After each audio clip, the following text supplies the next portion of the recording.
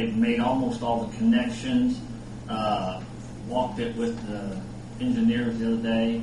Him and I got all the poles located for phase 2, which goes from Barishdale down to Montgomery. Got 1 or 2 problems on that. Vectron's got probably a third of their gas line work done. ETC is going to move in, I thought, next week. And so is maybe Comcast. Verizon's not playing nice. They don't want to start until everything's done. They want everything else moved from one end to the other. They won't come in and work in phases right now. Is there going to be any complications with the gas company drilling those holes underneath or not? From the movement of the ground? Or Shouldn't be a problem at all. We do have an engineering firm doing site remediation work at the Giddings property. They were before the Board of Works this evening. We're trying to get that site cleaned up, and that's trying to be coincide with O'Mara being on the site for the road. But right now we got the logistics worked out, and I think it's going to be okay. But they can't proceed until we get notice to go ahead, right? Who? Caramita? Yes. But they got to tear the building down first. Correct. And with Omar not yet having to go ahead yet.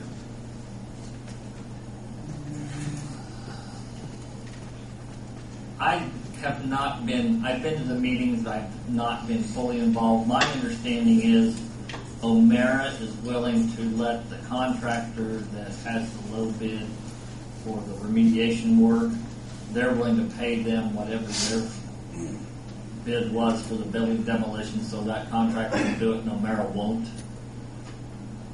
Now, the fine line between them and NDOT and getting paid, I'm not going to step in on that. It's the city of Greensburg's building anyway. So, Well, shouldn't be a you problem. might think it is, but NDOT's going to say it's their building to demolish.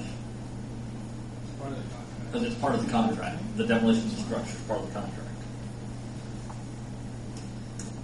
And technically, there's not supposed to be any work done inside the contract till the notice of proceeds has been issued. But that may happen, right? But it should happen relatively quickly. As soon as we get this other cleared up that we had the discussion Thursday, if we get that cleared up by the end of this week, we should have an invoice. We get money paid within 14 days. They should have notice of proceed today on that. Everything's slow moving, not as quick as we was hoping or anticipating. And sometimes that's bad. when do you anticipate road construction? Tearing up the First, road and the sewage? Or not sewage, Today's water 7, by the end of the month. by the end of the month. And that doesn't necessarily mean they'll be on the road. In other words, odds are they're probably going to start with the 2 storm outfalls, and the one that really concerns them is the one at the hospital. I talked to their job foreman, I talked to their engineer. They consider that block from First Street to the south end of the hospital something they definitely want to get done this year, this season, construction season. Because that requires closing Lincoln Street entirely of that area. And it'd be nice if we could get it scheduled to have the storm drainage. And they got to run get down that Bear out. Shower. Because that road will be closed for a month. Bear Shower is the first short section of Lincoln Street. One lane or nothing. It's closed. It's the intersection.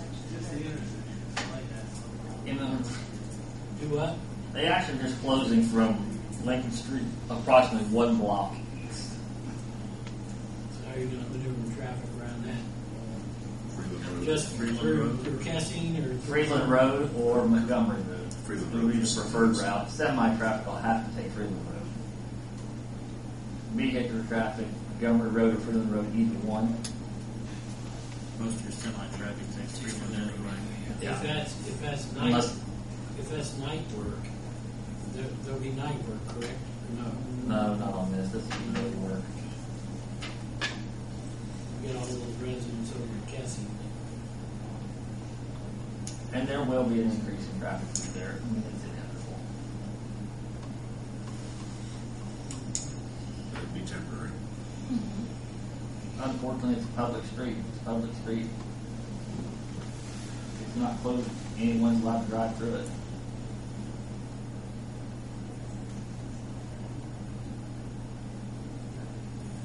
Anything else? Any other questions about that? Thank you, Mark. Thanks. Anything from the rest of any of the department heads?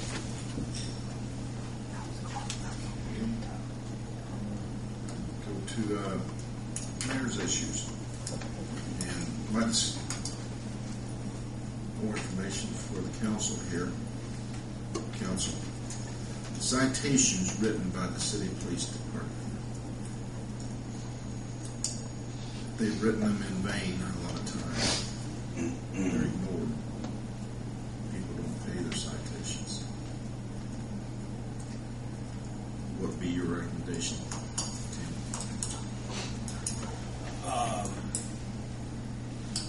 We have to know a little bit more about it. I mean, what sorts of citations?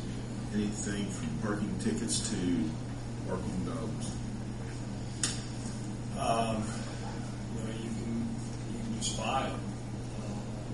I mean, it's like anything else. It's a cost analysis. Yeah, well, we need to make the cost high enough, that's the case then, on citations to make it worth our while.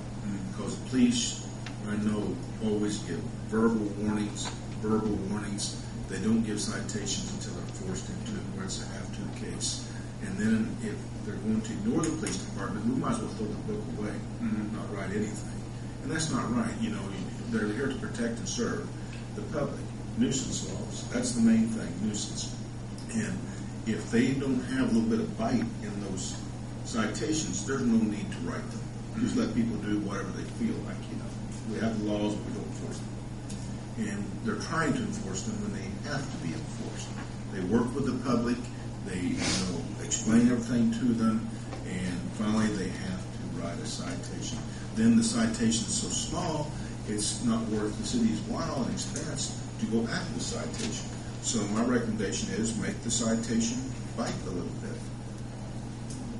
Or make it worth our while where we can afford to take it for it. Well, can't there be fees tacked on for each month goes by the citation? Not in the existing ordinance form. That'd be my recommendation. But still, how you collect it? That too. Yeah. Can you put it on property tax if it's an owner? Or real estate tax? I'm unaware of how you make it a lien. I mean, it would be a judgment lien, but We can on their grass cuttings and things of that nature, or hauling trash away, we can do that. But once again, if you get to a person that maybe possibly rents the real estate, Yeah. the property, then you're out again.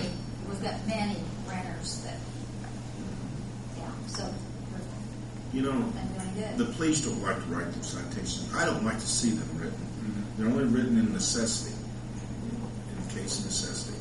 And I don't like for the police department to be ignored when they're trying to make things better for their neighbors. And that's a very, very small percentage of people who are residents in Greensburg. Very, very small. But you have to deal with the situation. We have ordinances to deal with it, but nothing to back it up. And I'm frustrated on their behalf. I like Kurt's idea. I think that's a good idea. Then you're not penalizing the people that are taking care of it. You're only penalizing the people that just don't take care of it. Well, there's an incentive But- to take care of it Right. as soon as possible. But if you put it on property tax and they're renters, you're not hitting the person that's. I just meant Bill. Yeah, Kurt's the idea property is, tax. You escalate it every month, basically. You add to it if it's not paid after so long. And nothing against renters. There are a lot of good residents that are renters. But a very small minority, again, they move in, they're there a few months, they move out. They don't care what happens in between. well, I think to to have those late charges. I mean,